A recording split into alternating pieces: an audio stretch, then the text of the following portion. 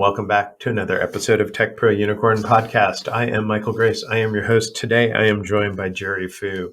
Jerry is a conflict resolution coach, which in these day and times is a very busy profession, I'm sure. He works primarily with Asian American leaders. He's been fired, dealt with bounced paychecks, got displaced to another city for work, had to fire people, and evict a roommate. All of these are examples of conflict. He's also a pharmacist, believe it or not, and an accomplished salsa dancer. Jerry, thanks for your diversity, one, and for taking the time to join the podcast today. Hey, Michael, thanks for having me. Awesome. So that's a diverse background. Maybe if you could share just a little bit about how you became both a pharmacist and a conflict resolution coach. Yeah, sure. Parents came over here from Taiwan. They both finished grad school in Wisconsin, which is where I was born. And so I grew up there.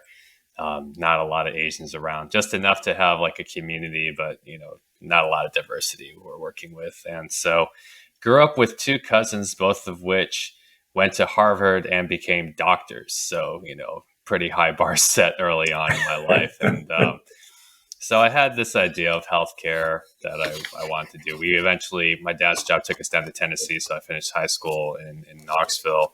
And so, I was just a biology major by default. It wasn't anything necessarily passionate about. It was just, this was what was expected. And I thought, okay, yeah, doctor, quality of life is high and noble profession, right? This is what any immigrant wants for their kids. They want them to make money and they want them to have credibility. And this is one of the main ways, as the stereotypes go, right, to get these things quickly. So went into college, got a C in organic chemistry. So, in my eyes and a lot of people's eyes, right? Oh, no, just don't bother, and for me, right, rejection was still a very big, painful problem for me. And so I didn't want to risk rejection from med school and, didn't even allow that chance to happen. So I said, well, I still want to do healthcare. Well, maybe pharmacy would be okay. And so I convinced pharmacy school that I would make a good pharmacist. And so I go to pharmacy school, and as I'm graduating, my mom and I are arguing over what kind of job I should take. My dad had both a master's in chemical engineering and computer science, but he struggled to find gainful work. And my mom, just trying to navigate my dad's tough career says, I just don't want you to have the same problems he did. Just sign with this chain pharmacy that I think is what's best. And even though she's never worked a day in her life in pharmacy, moms know best. And so the funny thing is I actually wanted to work for a chain pharmacy, but just a different one. And so I was at a point, grew up in a very conflict averse household, still very scared for my own self, was not very secure in my own stance on things. And just even if I just didn't like dealing with upset people. So, in this case, my mom just kept insisting. And I said, okay, I don't have the energy to fight her. I'll just take this job that she insists is what's best for me. Regretted it almost immediately, but had enough contracts in place and feelers in place where I said, well, I can't quit now. And I technically could. I just wasn't willing to pay back the signing bonus in order to have my freedom again, right? But anyway, so at one point I actually got complacent with the job because at one point I was at a store where I had flexible scheduling. I was able to do a lot of my own thing. And so I knew how rare this was in chain pharmacy. And so I was like, well, I don't want to leave because, I won't have this anymore. No guarantee that I would find something like this. But then that went away on its own anyway. After I transferred stores, I said, okay, no, I'm unhappy again. I need to. And so it took a really bad customer service incident, though, before I finally woke up from my complacency in this regard. Basically, a lady called the pharmacy, very upset that at one point her insurance changed. And so rather than call her and say, hey, we don't have your updated information, could you provide us? We just ran her prescriptions on a discount card and just said, okay, well, as long as, we're not getting rejections, I guess she'll be okay. Of course, this was not okay. And, she didn't like my attempts to apologize and make up for, lost time or, all this money that she'd have to seek out. And, we run out of nice things to say. And even worse, after I hang up with her, my partner is giving me the stink eye. And so I'm sitting there thinking, nope, I gotta get out of here. Right. I can't, if this is the kind of crap I have to deal with, I'm not even going to get support from my own side to even try to, move on, then no, I need to find something else. But, I didn't work on my career. So now I'm just at the mercy of whatever, universities want to take a chance on a guy who's all he's done is just work 5 years for a chain pharmacy. What am I going to offer university students, right? Who want to teach.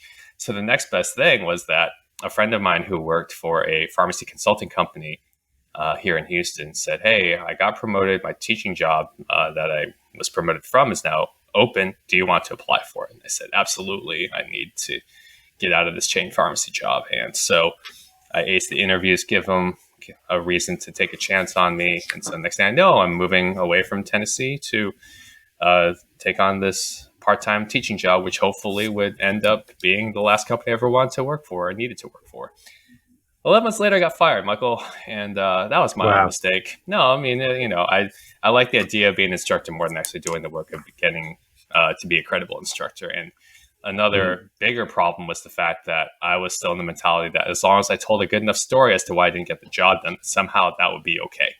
And you learn quickly that does not work well for business owners, especially since I've been on the other side of those conversations lately. And I'm sitting there thinking, oh my gosh, I've heard, I used to say those things and now I'm hearing them and now I'm just like, okay, no, this definitely doesn't work.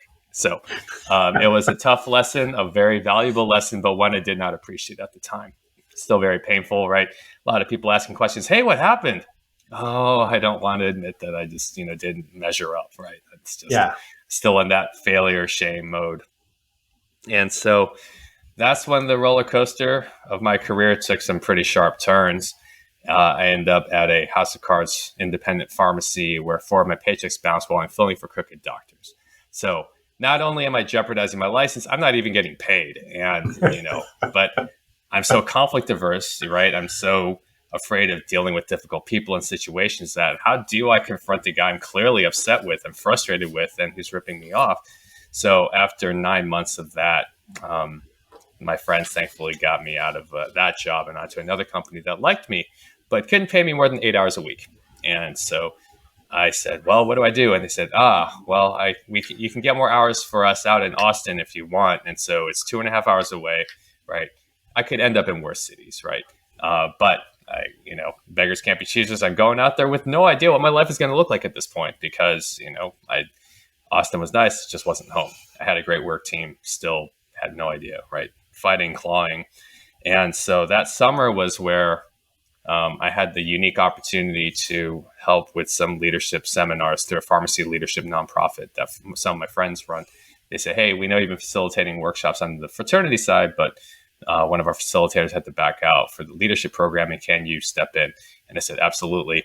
And so teaching leadership was kind of the genesis moment, you could say, in that before leadership was hard, I wasn't good at it. I tried it a couple of times, I failed. So I guess I'll never be good at it. I just won't even bother. But now it was, well, what if I could be a good leader? And I started to give myself that permission for that possibility that I could actually be good at this with enough work and, how I carry myself and things like that. And so the opportunity to either stay part-time in Austin with a great work team or take on a full-time manager position in Houston that had opened up a couple months after that, I said, okay, not going to stay scared, not going to stay safe.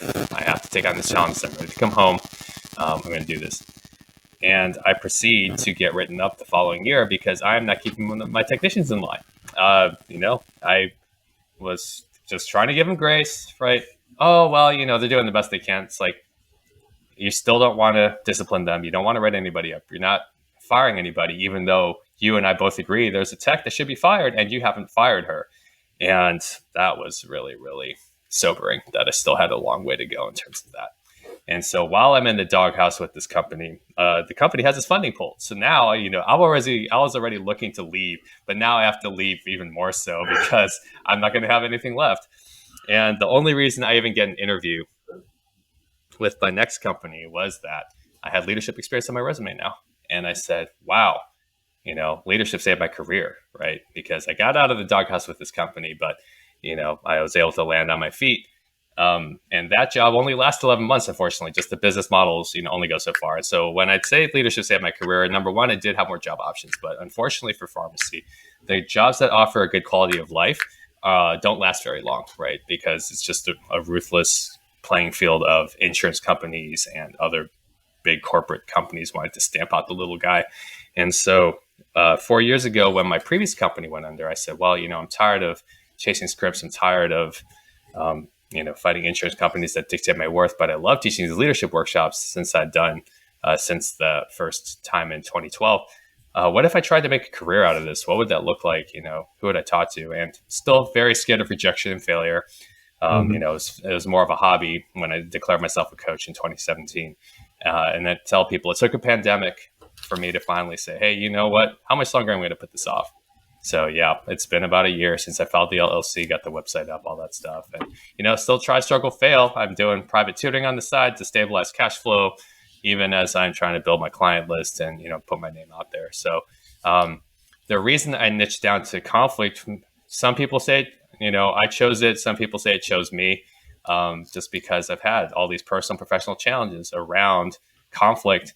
And, in my own struggles, I realized, what, let me turn around and help people deal with this a little better. I can't spare them the conflict, but maybe I equip them so they can handle their conflicts a little more effectively. So that is the long-winded journey from pharmacist to conflict resolution coach. I love it. I love it. I think it's it's very personal when somebody shares, right, their failure. So many times people want to come out here and just talk about their success, right? And I think people don't grow in success necessarily as much as they grow through struggles, right? And I wouldn't even say these are failures; these are pivot points that you got to experience that led you to a place that you can tell is something that you're passionate about. And we get lots of folks that are coaches, and a lot of times they're like, oh, I'm part of this system or that system. And I'm like, but have you ever experienced what you're coaching on? Well, no, but I'm doing this other person's, program or whatever. And I'm like, what I love is the authenticity of the position you're coaching from, or, I think it's interesting when I was researching, because I cyberstalk, all my guests. Do your homework, yeah, so I can have good conversations. But I was like, wow, he's a coach, and he picked like conflict. Like nobody likes conflict, right? Everybody's like, I don't want nothing to do with conflict. I don't want it with my wife. I don't want it with my kids. I don't want it with people I work with, And then we're kind of in this time in 2021 where everything seems to be in conflict. The world, the political stage, the financial markets, right? Everything is kind of upside down. And so I think everyone in some way is dealing with conflict. And when you look at a conflict coach, why do you think people are struggling with conflict? Why do people not, enjoy, not that they would enjoy conflict, but why do you think people try to avoid it? Yeah, it's I think just this aversion to pain, because I know that's what I struggled with for a while. Is just this weird social pattern where you meet like Marines that have dealt with, grenades and, like battle tested stuff. They watch people die in front of them, but then they come home and, their wife's upset with them and they're like, I don't know how to deal with this. Right. My kid is throwing a temper tantrum and I don't know how to deal with this. Right. There's just all these situations where you're just like, I don't know what to do with something in front of me that even though like it's not actual physical violence, it feels like emotional abuse because you're just like, I would rather be anywhere but here right now with this person who's sitting in front of me and they're upset with me and I can't run away. And yeah, we can play the comparison game all day as well. That's not as bad as this or one up that, but really I think that is because for me, I know for a kid who just struggled to feel like he belonged anywhere and you start to be addicted to that approval, right? And then people say, well, I'm going to withhold that approval unless you jump through this hoop for me. And then you jump through the hoop. And then they realize, no, I don't, I said that, but you know what? I think I'm going to have some other hoops for you to jump through. And you just watch yourself turn into something really ugly, trying to feel like something really attractive. So an extreme example that comes to mind right now, I mean, I know a technician, um, you know, her baby daddy keeps cheating on her. And so she keeps getting like liposurgery and like breast augmentation surgery and all these other things just to try to mimic the woman that he cheats on with her, as if somehow that changing her external appearance was somehow going to get his attention in a way that would actually, love her, when really the most effective way to get his attention is to set boundaries and show that you're going to stand up for yourself. Right. And, that's what I think would make him more attracted to her, is to say, hey, I'm with a woman that's actually not going to, put up with my crap. Right. But anyway, but the thing is, people would rather placate than to really, lean into an intense situation and realize, hey, you know what? It's okay for someone to be upset with me. It is an opportunity to see them honestly, and it is an opportunity to really grow and learn. Because that shame, that Brene Brown talks about, it's a very real thing. And we do things as a result of it that we live with regret later and bitterness later.